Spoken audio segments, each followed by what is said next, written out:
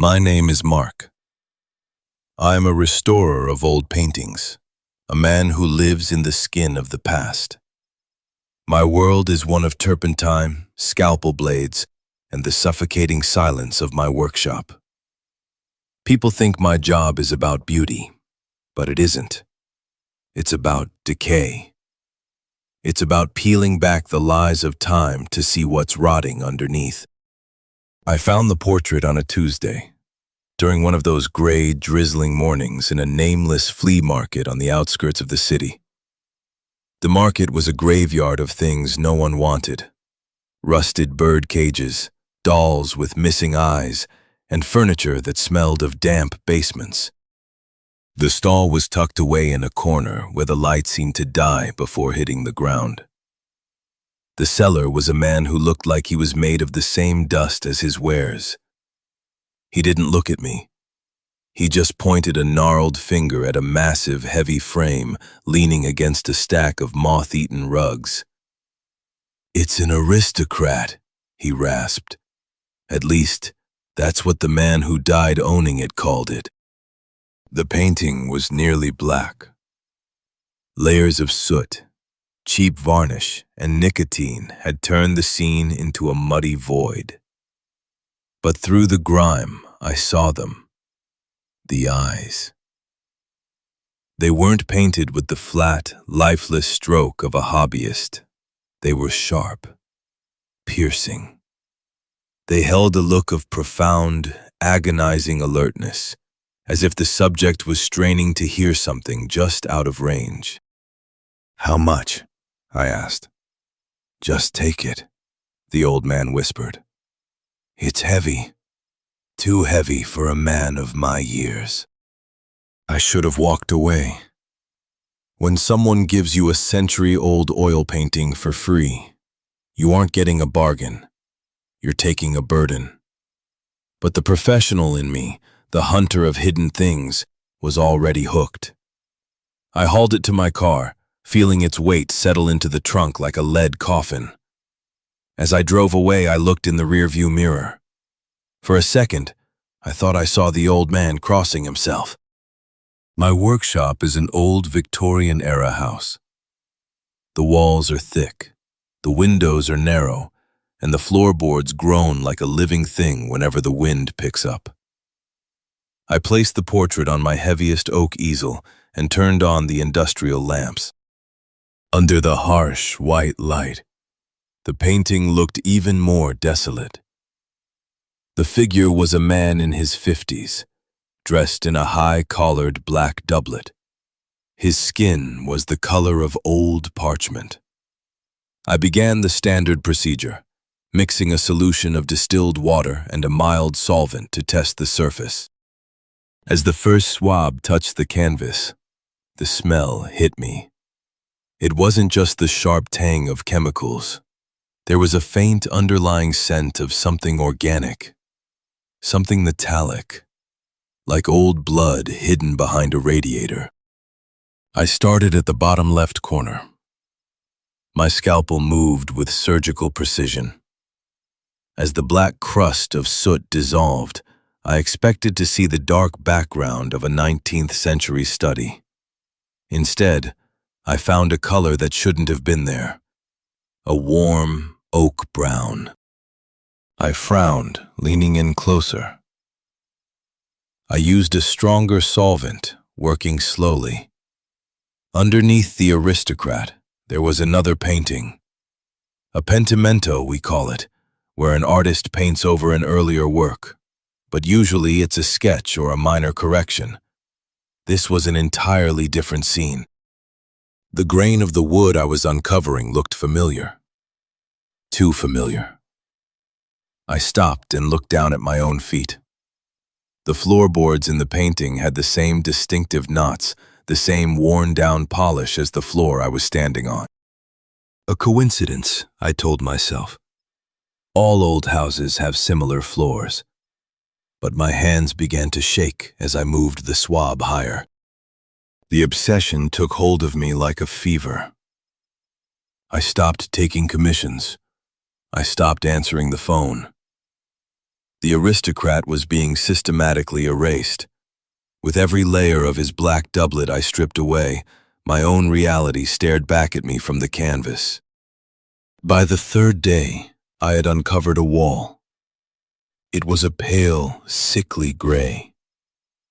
On that wall, in the painting, was a small, jagged crack near the baseboard, shaped exactly like a lightning bolt. I looked at the wall behind my easel. The crack was there, exactly the same. "This is impossible," I whispered to the empty room. The paint was old. The chemical bonds of the pigments suggested they had been dry for at least a century. Yet the painting was depicting my workshop with the fidelity of a high-definition photograph. I moved to the right side of the canvas. I uncovered a bookshelf. My bookshelf. I could see the titles of the books. The Restorer's Handbook, Art of the Renaissance. Even a small blue notebook I had misplaced 3 years ago was tucked between the volumes on the painted shelf. Then came the clock. On my wall sits a heavy brass pendulum clock. In the painting, the clock was there too. I checked the time. The painted hands were frozen at 3:14 p.m. I looked at my watch. It was 3:10 p.m. I sat there, frozen, watching the second hand of my watch tick. 3:11, 3:12, 3:13, 3:14. At the exact moment the clock on my wall struck the hour, a sudden violent chill swept through the room. The air felt heavy, as if the atmospheric pressure had doubled. I looked back at the painting. The aristocrat's face was almost gone now, just a floating mask of eyes and a forehead, but he seemed to be staring at the painted clock with a look of pure, unadulterated terror. I didn't sleep that night. I sat in the dark, the easel illuminated by a single lamp. The house felt different. The shadows didn't seem to follow the laws of optics. They lingered in the corners, darker and denser than they should have been. I began to work again at dawn. I had to see the center of the painting. I had to see where I should be. My scalpel peeled away the last of the aristocrat's torso. And there it was. In the center of the painting stood an easel. On that easel was a canvas, and on that canvas was a tiny, microscopic version of the painting I was currently looking at. It was a recursion, a loop. But there was no one in the painting, no Mark. The stool was empty. The brushes were laid out on the table in the exact disarray I had left them in 10 minutes ago. It was a perfect, haunted still life of my own isolation. I felt a phantom sensation on my neck. You know that feeling when someone is standing inches behind you, their breath almost touching your skin? I spun around, clutching my scalpel. Nothing. Just the empty workshop. The smell of turpentine was so strong now it felt like it was dissolving my lungs. I looked back at the painting. There was one area left to clean. The far right corner. In my actual workshop, that corner was obscured by a heavy velvet curtain I used to block out the streetlights. On the canvas, that corner was still covered by the original dark paint of the aristocrat's world. I realized then that the aristocrat hadn't been the subject of the painting. He was the shroud. Someone had painted him over this scene not to preserve a memory, but to lock something in. The final hours are a blur of chemical fumes and madness. I was no longer a restorer. I was a man digging his own grave. I used a wide brush dipped in pure acetone, slathering it over the remaining dark corner of the painting. Show me, I hissed. Show me what's there. The dark paint bubbled and ran like black tears. Underneath, the gray wall of my workshop appeared.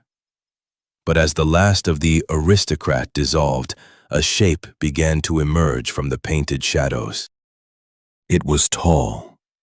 It was impossibly thin, its limbs like charred branches.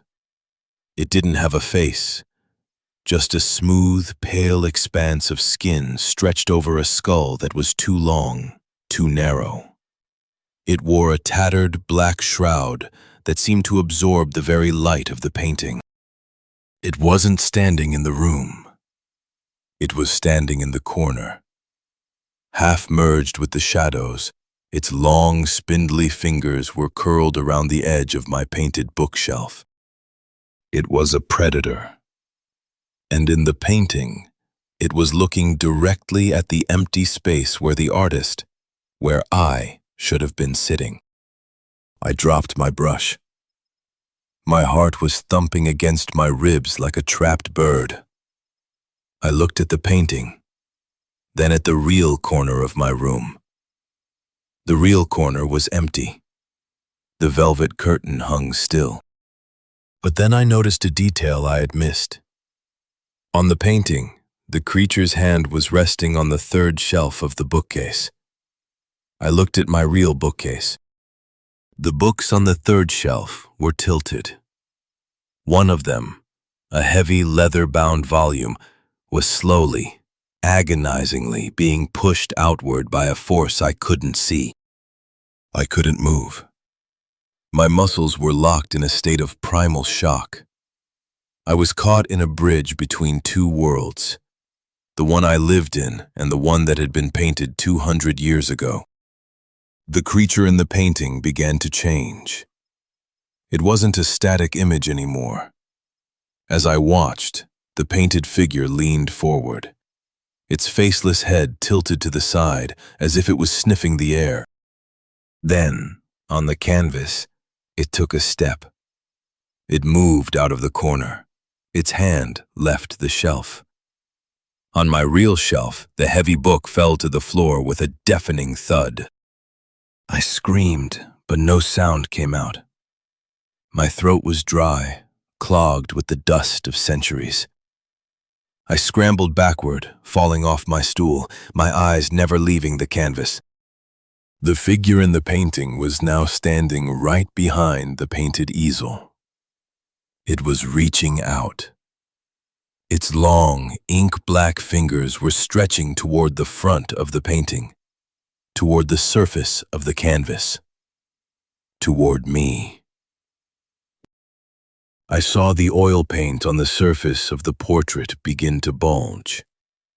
The fabric stretched outward, creating the distinct shape of a hand pushing against a sheet. The canvas groaned under the tension. I backed away until my spine hit the cold gray wall of my workshop. I was trapped. The exit was on the other side of the easel. I looked at the painting one last time.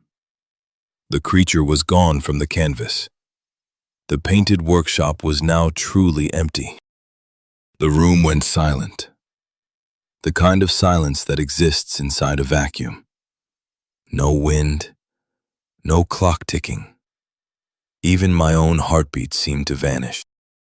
And then, from the darkest corner of the real room, the corner right behind my left shoulder, I heard it. The unmistakable, heavy, rhythmic creak of a floorboard under a massive weight. And then, a voice, dry as old parchment, vibrating right against the shell of my ear. Thank you for letting me out. It was so very dark in there. I didn't turn around. I didn't need to. Because I could see my own reflection in the window glass. And I could see the long, pale fingers reaching out to settle on my shoulders.